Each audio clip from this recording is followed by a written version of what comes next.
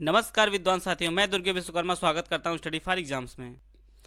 Video शुरू करने से पहले मैं आप लोगों को बताना चाहता हूं, हमारे कई पेड कोर्स चलते हैं। अगर आप हमारे पेड कोर्स को लेना चाहते हैं तो हमारे दिए गए नंबर पर कॉल कर जानकारी ले सकते हैं और हमारे फ्री टेलीग्राम ग्रुप को जरूर ज्वाइन कर लीजिए। माँ खाना बनावेगी, इस अशुद्ध वाक्य का जो शुद्ध रूप होगा माँ खाना बनाएंगी, यह होना चाहिए। इसी प्रकार से जो अगला वाक्य है, कल बाजार बंद होने की संभावना की जा रही है, इस अशुद्ध वाक्य का जो शुद्ध रूप होगा कल बाजार बंद होने की संभावना है, यह होना चाहिए। इसी प्रकार जो अगला वाक्य है, दुखियों की सहायता की जाए, इस अशुद्ध वाक्य का जो शुद्ध रूप होगा दुखियों की सहायता करें, यह होना चाहिए। आइए कुछ और व्याकरण की अशुद्धियों को शुद्ध करते हैं। ट्रक का किराया 2000 दिया, इस अशुद्ध वाक्य का जो शुद्ध रूप होगा ट्रक का भाड़ा 2000 दिया। इसी प्रकार जो अगला वाक्य है, मैंने उसकी आड़े हाथों खबर ली, इसका जो शुद्ध रूप होगा मैंने उसे आड़े हाथों लिया, यह होना चाहिए।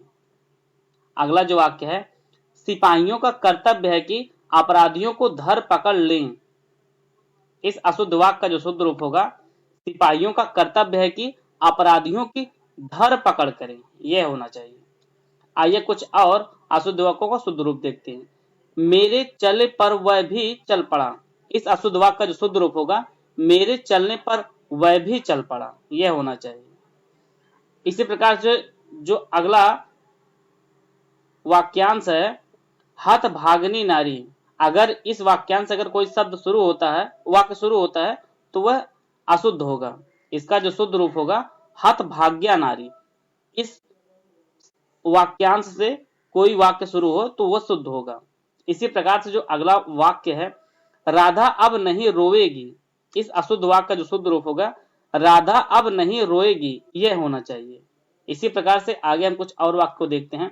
दुकानदार बैठे हैं, इस अशुद्ध वाक्य का जो शुद्ध रूप होगा दुकानदार बैठा है, यह होना चाहिए।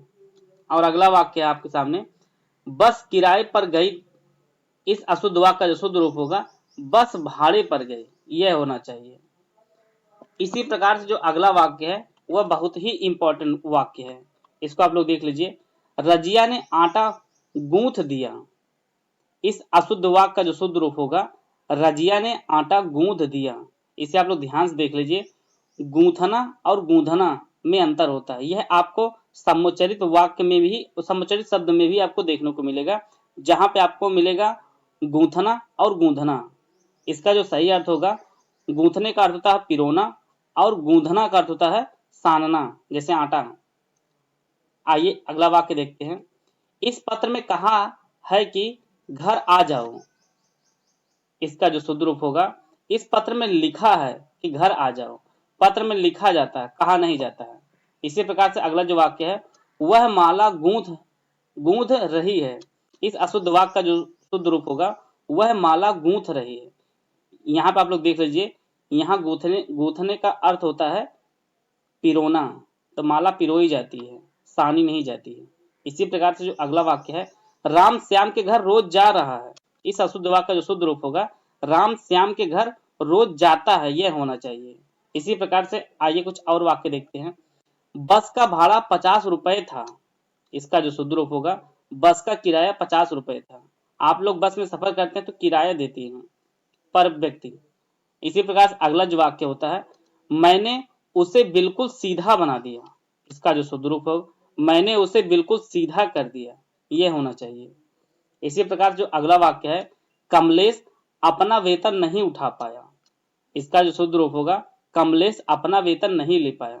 वेतन कोई उठाने वाले द्रव्य नहीं है, वस्तु नहीं है। इसका जो शुद्ध रूप होगा कमलेश अपना वेतन नहीं ले पाया, यह होना चाहिए।